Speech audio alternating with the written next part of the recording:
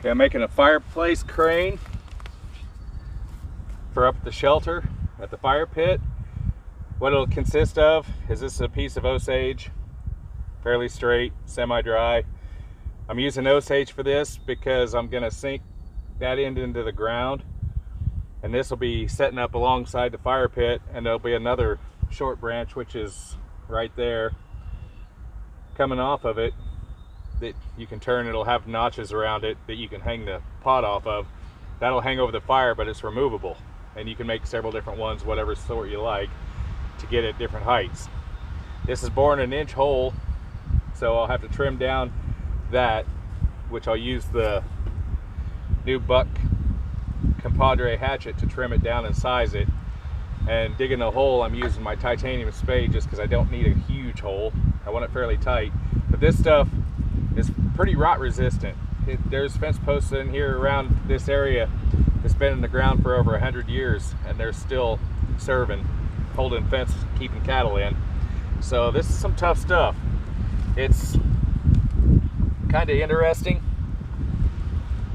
It doesn't, the Settlers Ranch drills pretty good, but even in this it drills kind of tough. But this stuff is incredibly dense. It's about, I think it's 74, 76 pounds, somewhere in there, per cubic foot. I know it's heavy.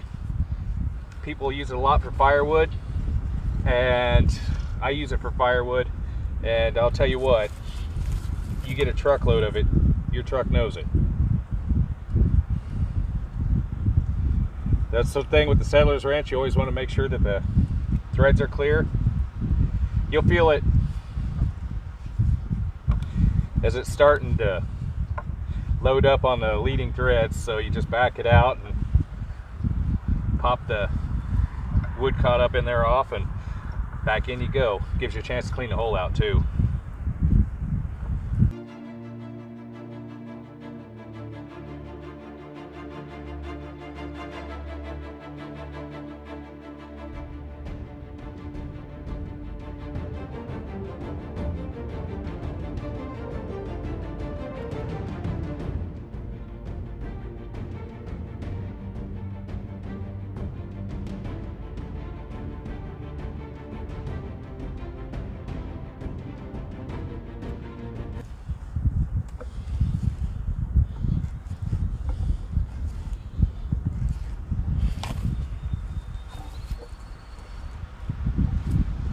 Pushed out the back.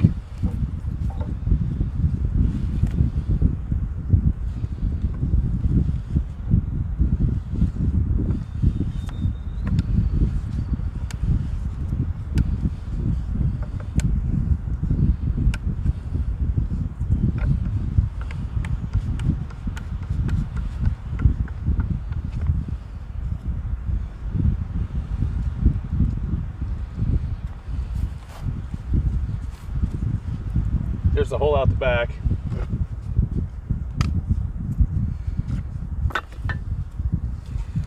That little branch is going to be a pain in the butt, so we'll remove it.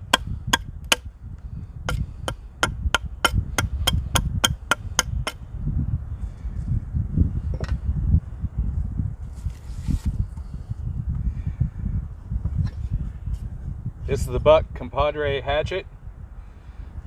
Did a pretty good job on Osage. Branches like that are a real pain in the yak. It's got a nice sharp edge and a good enough weight.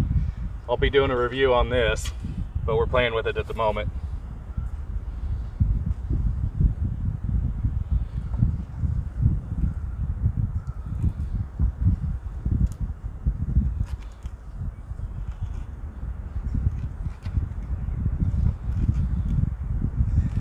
Now, drilling back in like this, you'll have to put some weight on it. If you go back the other way, it keeps it from splintering out the back side of the hole. You can keep pushing all the way through, but it'll splinter all this mess out. I don't always like that. But you don't have your screw and the leading screw pulling this down through here, so this is all just weight on you. You're gonna have to add weight to it and keep it pretty steady as you turn.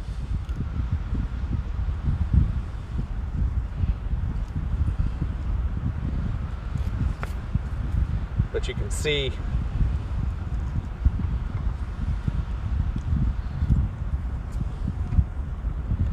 it's cutting.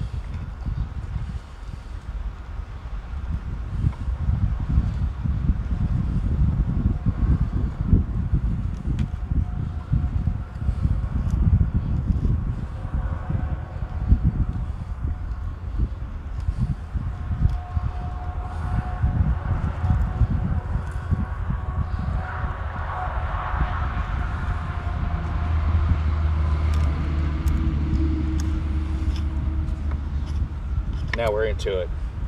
That's the complete hole right there.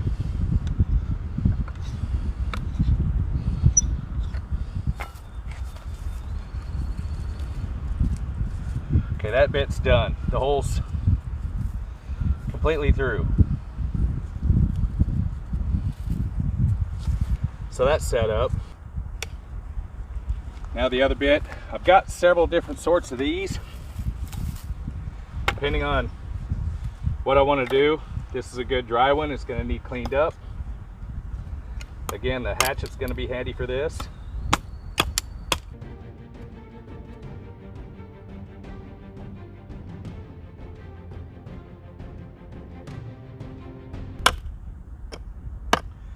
Again, this is another Osage branch.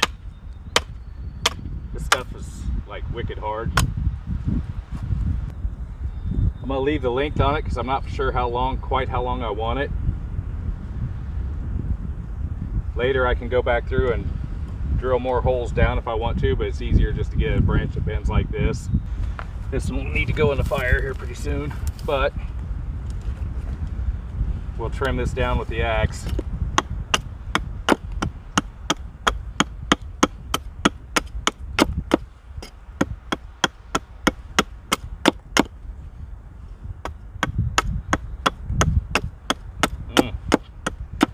Definitely gonna have to go in the fire. We got ants.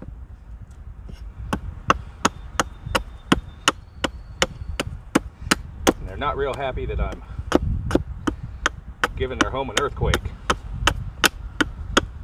That's all right.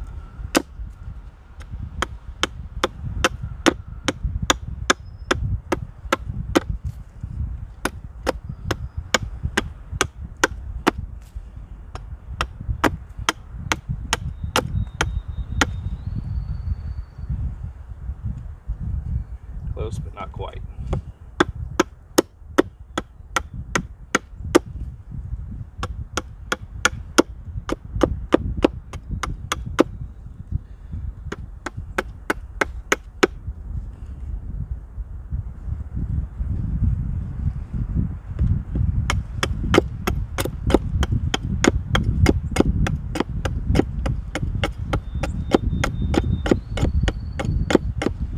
Have to trim this up a little.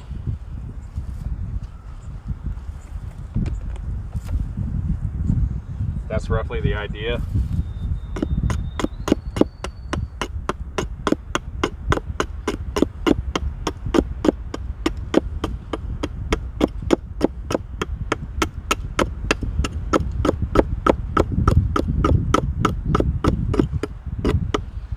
I kind of like this axe. Got a nice sharp edge on it. I'm going to fine tune it a little more, but this is just right out of the box, and this Osage is hard. Doesn't want to cut well, but that's cutting really pretty good. Get that leading tip going in there a little better.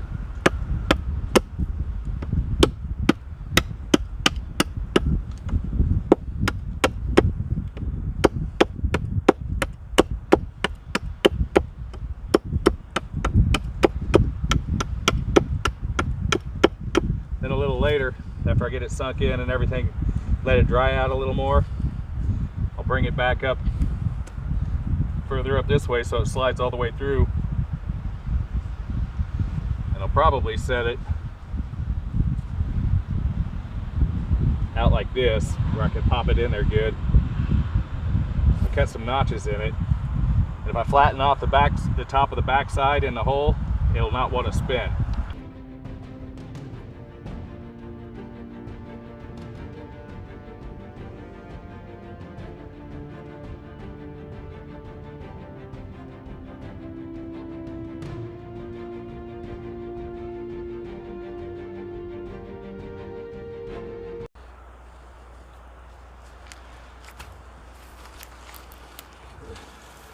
Okay, that should be deep enough once I set it in there.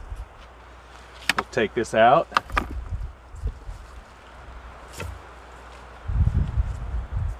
Set the hole towards, the hole's right here.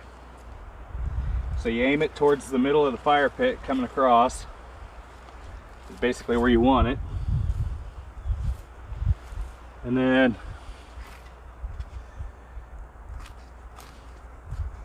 start putting your dirt back. I'll have to stomp all this in after I get another stick. But once you get everything set in there, before I use this, it'll be stomped in a lot harder. And I prefer to let the ground set a little bit. That way it'll take a little more weight. It should be in deep enough to hold it for what I want to do. If it isn't, it'll come out and I'll dig the hole deeper. But this is what it's going to be. When you set that in there, here's your fire pit crane. If your fire is fairly small, eventually the heat will start getting to this and it might start burning it. But that's a easily made item that you can fit in just another branch. I'm going to have several different branches with different curves on them because you can get your pot higher or lower or drill holes in that again. Although that's about a good height. And another little stick on there. There's ways to take care of it. But this is my fireplace crane. It's made out of hedge. I've got that's a gallon pot that's about 2/3 full of water, so it's actually holding up pretty good. This will be in an upcoming video, I'm pretty sure, and the other, look for the Buck Compadre series.